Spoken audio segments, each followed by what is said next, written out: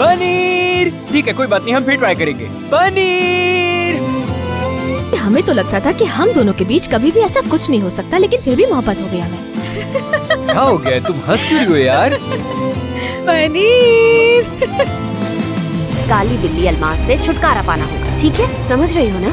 नाज़ली बेटा, आप एक बार हमारी एजेंसी में शामिल हो जाएं। यहाँ आपको काम की ऐसी ऑफर्स होगी कि आपकी जिंदगी बदल जाएगी नूर साहिबा।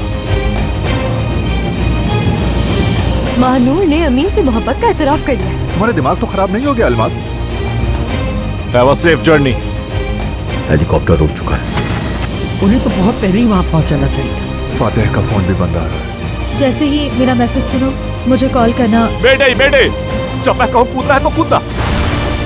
ये मोहब्बत बदुआ बन गई है।